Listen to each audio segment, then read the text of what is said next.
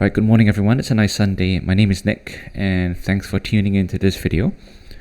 Now what I hope to do in this short video is to introduce to something I came up with. It's what I call a quick lookup CAGR table. I'll explain exactly what it does in a second. But just to start off with, as the usual disclaimer, whatever I talk about in this video is not financial advice, and you should always do your own research when it comes to things to do with your personal finances, your investments and whatnot. So everything I say here is just for general information purposes only, and it shouldn't be taken as personalized financial advice for you. So with that out of the way, let's go on. But before I jump straight into the concept of CAGR, I just want to give a brief update on where I see myself going forward. I wish to give an update regarding the future of my channel. So for those of you who have been around for say a few years and you have known about my YouTube channel, you would know that I'm someone who has sporadically uploaded YouTube videos, specifically of piano recordings. I will record various genres of piano music, mainly classical music, but occasionally also some game soundtrack, film soundtrack.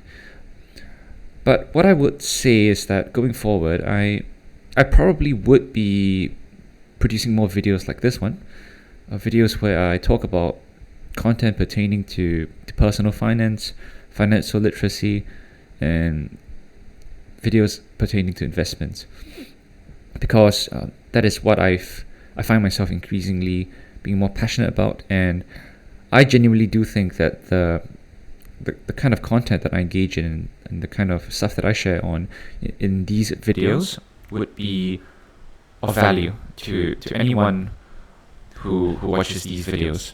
Alright, so let's jump straight into it. So CAGR.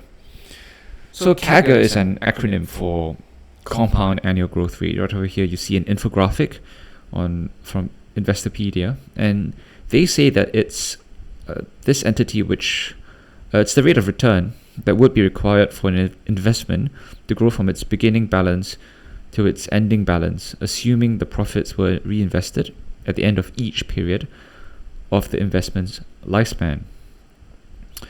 Now this part here is quite important, because what this means is that to properly calculate the CAGR of a particular asset, whether it be gold, whether it be an ETF which tracks a particular market index, you need to consider the total returns. You cannot just look at the bare minimal price appreciation without considering the reinvestment of any dividends, if any.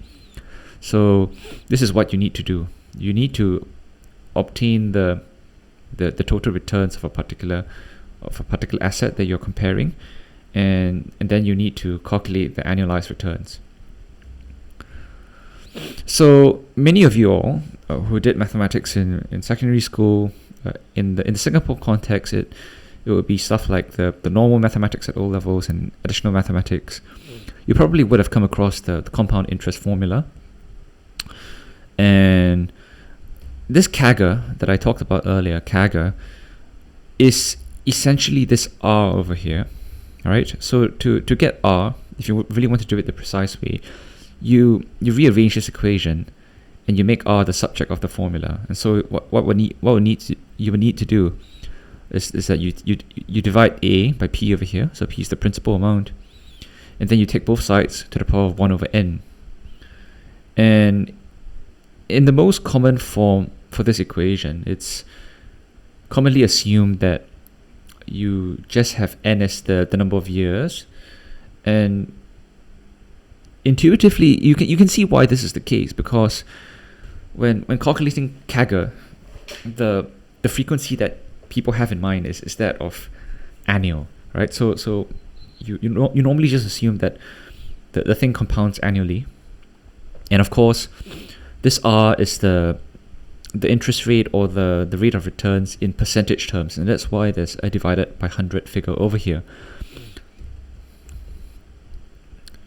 Yeah, so as I mentioned, this CAGR is an acronym.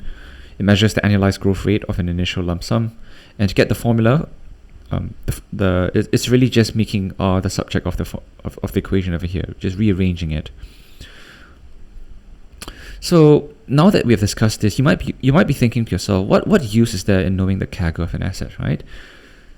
Can't you see the performance of a particular asset each year in isolation? So, for example, in 2012, Bitcoin had a performance of 186%. Right, then in 2018 it fell by 73%. Why is there need to calculate CAGR? So the most important thing about the CAGR is that it allows us to compare asset classes. Like, for example, you want to compare gold and Bitcoin. Right? In 2014, gold fell by 2.2%, whereas Bitcoin fell by 58%.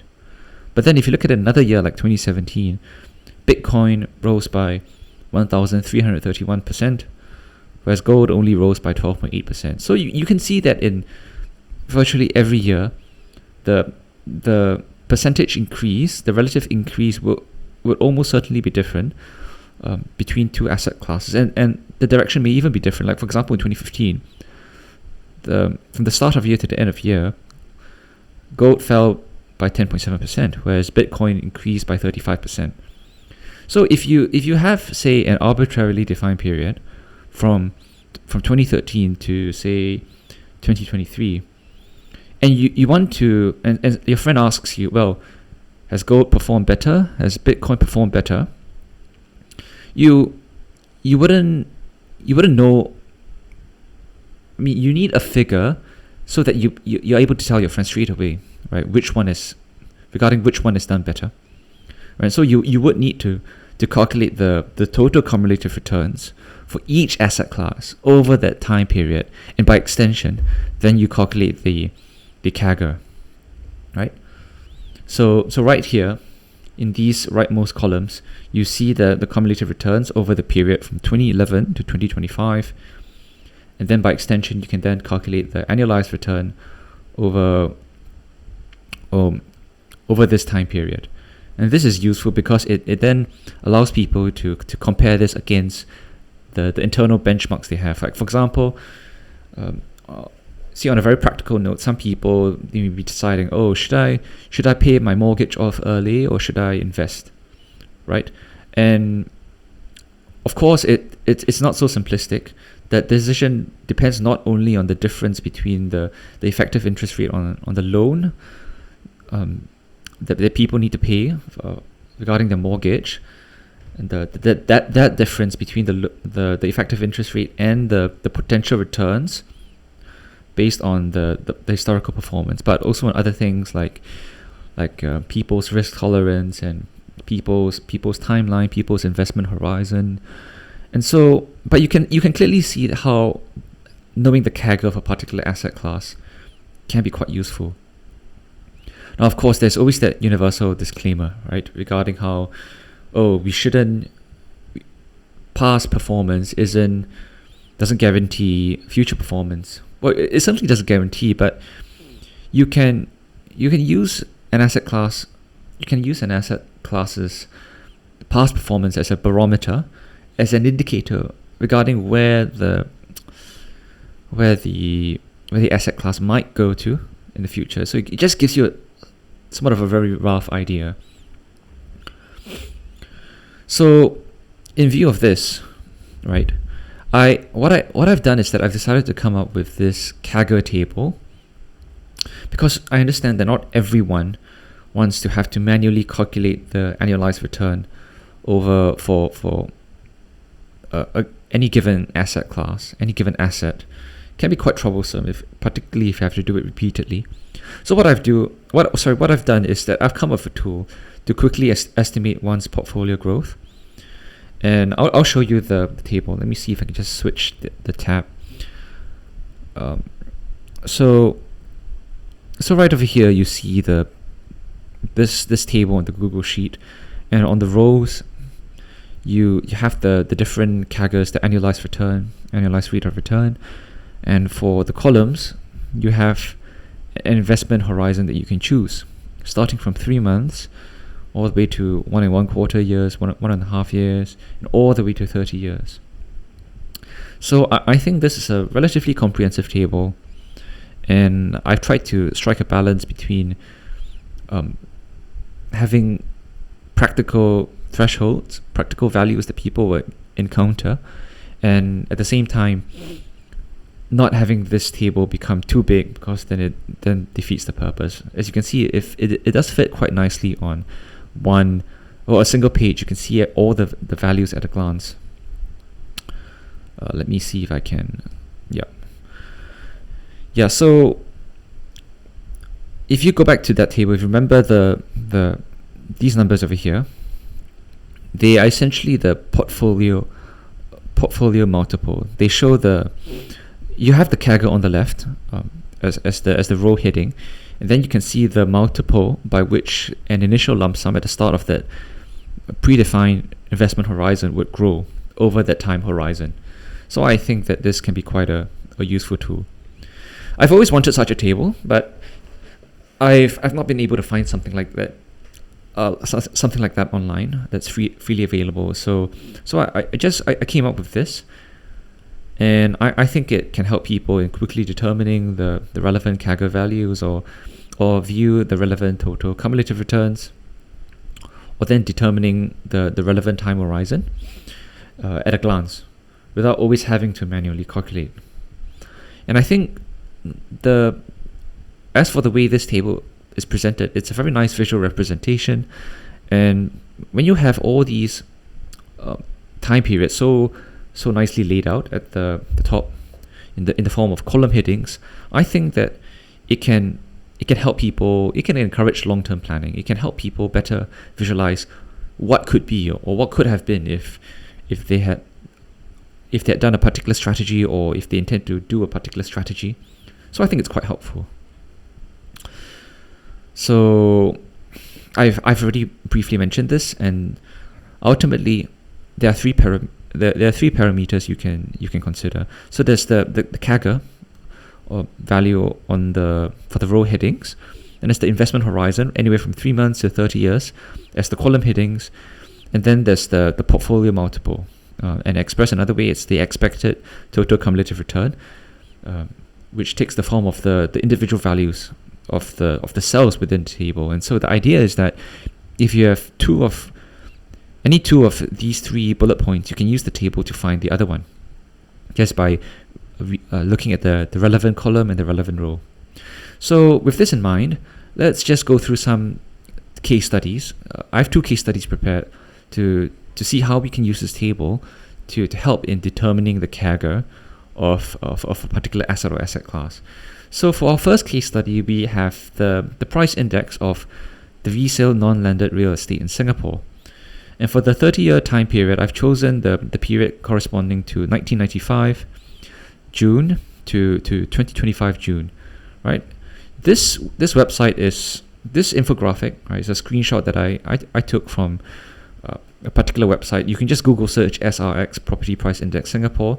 It's quite accessible, and many people, I believe, consult this when trying to see the market trends for real estate in Singapore. So if you hover your cursor over this blue line on the website, you would be able to see the numerical value for the price action for this price index. And so in June, you find that the number is 85.1, and then in June 1995 the number is 85.1, and in 2025 June the number is 270.4. So if you divide 270.4 by 85.1, what you find is that the portfolio multiple is 3.177. And so if you look up the table, you'll find that for this 30-year column heading, the number that most closely matches 3.177 is this 3.24 value, which corresponds to a CAGR of 4%.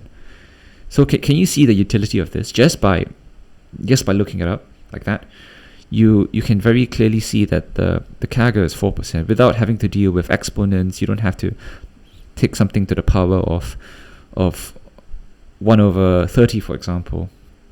It's more straightforward. I think it's easier to understand for someone who's maybe not so not so used to meddling with all these formulae on the scientific calculators, dealing with power, dealing with exponents, this may be easier. So just as a very quick point, because I don't want to dwell too much on this, it's not really the focus of the video, but in the context of interpreting the CAGR of real estate, the people generally need to understand that real estate is a leveraged investment.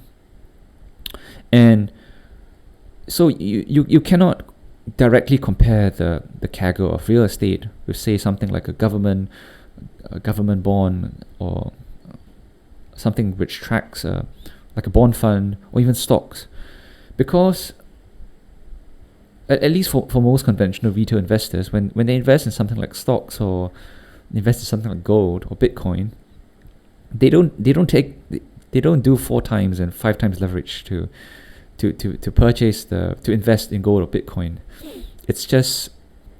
It's beyond most conventional retail investors' risk tolerance, and even if they had the risk tolerance, it's very unlikely that they have the line of credit available to them to even make such a move. And so that's something to bear in mind. And as for the other limitations for real estate, you can read the various opportunity costs that you need to consider over here. So I'll just move on to the next case study. So the next case study that I want to talk about is the CAGR of an ETF which tracks the Straits Times Index, right?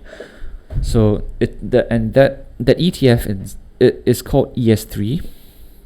It's I believe it's one of the 2 main ETFs in Singapore which track the Straits Times Index, but ES3 is the ETF of the higher volume. The other one, I think G3B, is managed by Nikko Asset Management.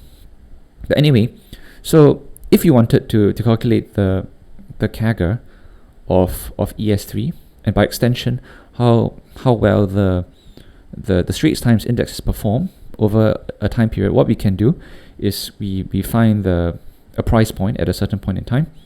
So in this case, I've chosen 10th January 2008. So the opening price, as you can see from TradingView, is 2.009 over here, right here, and these are daily candles. And then over a 17-year time period, if you go 17 years after 10th January 2008, you end up with 10th January 2025, and then you see that the opening price is 3.751. So just as with the earlier case study, you can calculate the portfolio multiple, just a very, very simple division, and you find that it's 1.867, right? And so what you can do is go to the column heading for 17 years, you find the value that's closest numerically to 1.867. In this case, you'll find that it's 1.87, and then you read off the relevant CAGR, you find that it's 3.75%. Now, so what you can conclude is that over that 17-year period, the total returns of the Straits Times Index, or technically the total returns of the ETF, in this case the ES3 that's tracking the Straits Times Index, was about 3.75%. And I want to emphasize a point I made earlier, which is regarding how it's important to ensure that this is total returns that you're considering, and not just the bare minimum price action. Don't forget that for the stocks that make up the Straits Times Index, there's a greater weightage and emphasis on paying out dividends as opposed to an index like the S&P 500 in the US. So if you don't adjust the data for dividends, right, and you only look at the price action, and you exclude the dividends, the CAGR value that you end up calculating will most likely be lower than expected. So just an important point to bear in mind. Alright, so just to conclude this video, key takeaways. In this video, I've introduced to you this CAGR the CAGR table that I've come up with for a wide range of time horizons from 3 months all the way to 30 years, and for relevant CAGR values of 1% all the way to 50%. I think it's useful because it provides a quick visual way to determine CAGR, just by reading off the table and some very, very simple arithmetic that you can do. So very, very simple division without having to deal with exponents and whatnot. But it's important to be aware of its limitations. So it cannot account for the investment and investments given time-weighted returns or money-weighted returns. I'll delve into the specifics of these in a future video, but if you're interested, you can read more into that for the meantime. But more importantly, you also need to understand that this is, after all, just a table. I didn't give every single time horizon to such granular detail. For example, I don't have a column heading for 18.5 years, 18.75 years. And so ultimately, if you still want the most precise way to calculate the CAGR of a particular asset, what you need to do is to do that manual calculation using the formula described earlier.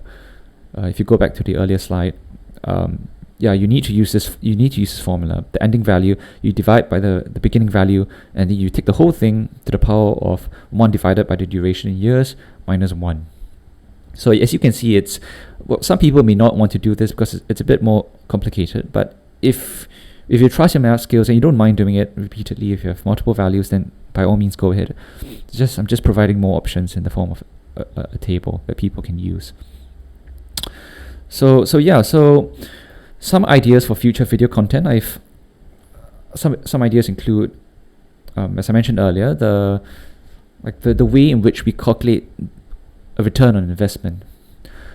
Most people do what is known as simple returns, and this is a very quick way of getting a very rough idea. But the gold standard, I would say, is calculating time-weighted returns.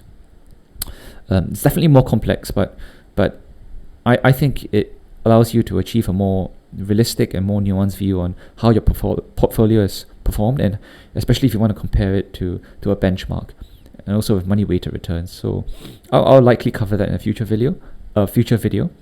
Another thing I want to cover is also the derivation of the value of this limit right here, 1 plus 1 over n, and the whole thing to the power of n. Those of you who have taken a mathematics course in university or roughly remember some of the maths from A-level maths, or even you might have encountered this, but yeah, the value of this limit is essentially the mathematical constant e, which has a value of around 2.7 or 2.8. It's a constant just like pi, and this is quite important because there are implications of having a differing compounding frequency on the final value of compounded returns. So I will likely be covering that in a different video. And yet another idea that I've had is the issue on whether renting or buying a home is a better financial decision. So I can already foresee this one perhaps getting a bit controversial, but yeah, it's something I hope to cover, because I think not enough people don't actually. If you go out there and talk to people don't actually do the maths. They don't actually come up with an Excel spreadsheet. They don't consider all the opportunity costs, right? And in terms of evaluating whether renting or buying a home is a better financial decision. Most often people just compare the projected rent payment with the mortgage payment, and then they just conclude that, since renting is more expensive, or that they have a property, they have a house to their name when they buy a home, then most people just conclude that buying a home is better. But I personally want to challenge that view, and I'll do so in greater depth in a future video. So if you have stuck to this point in time, I thank you for watching this video, and I hope that this has been useful in some way. This is my first video on something finance related, and I've thoroughly enjoyed this, and I can see myself making more videos in the future. So if you have any ideas, feedback, just let me know in the comments, and I'll see you in the next video.